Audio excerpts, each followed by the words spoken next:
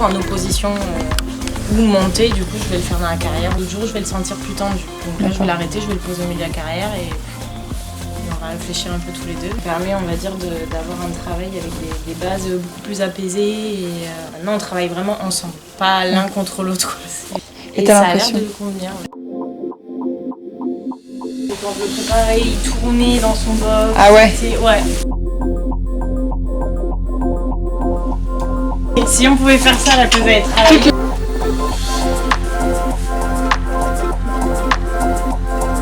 Ça la pèse, mais moi aussi. Il est tout bien comme ça. Dans son fonctionnement, au niveau de l'arrière-main surtout, je sentais une faiblesse. Il avait du mal à pousser, même dans ses sauts, il est peu figé de l'arrière-main. Ouais. Maintenant, mais beaucoup moins. Personne n'a jamais rien trouvé sur ce cheval-là. Enfin, je pense que c'est celui qui a boosté le plus de fois.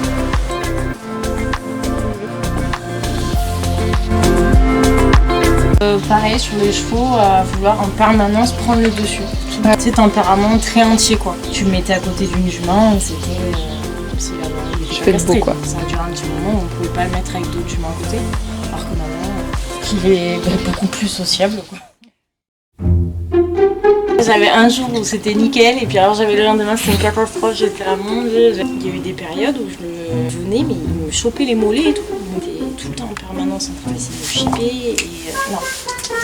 Ouais, ici on des fois était au milieu de la carrière, mais c'est ce qu'il pouvait pour m'aider. Il venait me récupérer au bord de l'étang, en dehors de la carrière. Mais va mon grand. Génial.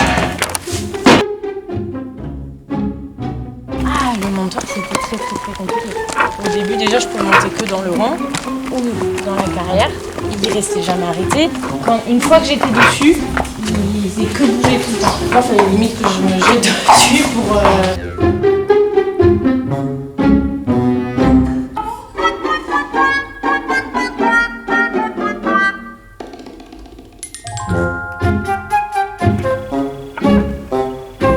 J'ai eu le temps de monter, mettre mes étriers, ressangler si besoin. Quel bonheur! Ah oui.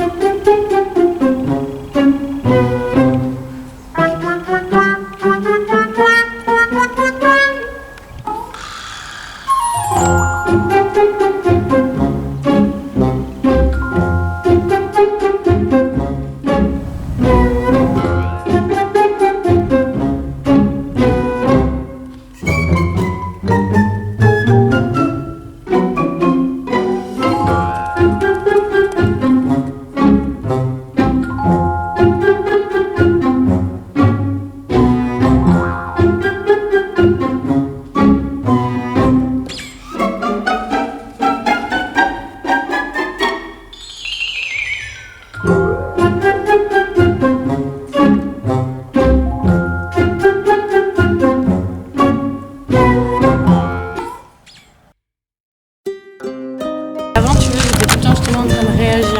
Et du coup, tous les deux, c'était hyper électrique, quoi, parce que lui, il enchérissait tout ce que moi, j'enchérissais aussi, donc c'était un cercle vicieux.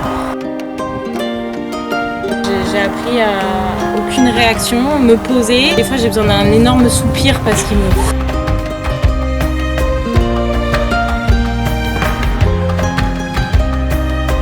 Il y a un moment dans la séance où ça y est, je sens qu'il lâche. Ouais.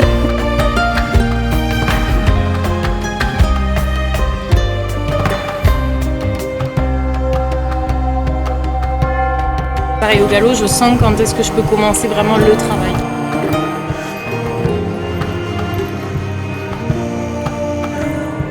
Quand on monte à cheval et surtout quand c'est son métier, t'enchaînes les chevaux toute la journée et tout, il y a au bout d'un moment où tu oublies un peu ce côté d'écouter aussi ton cheval.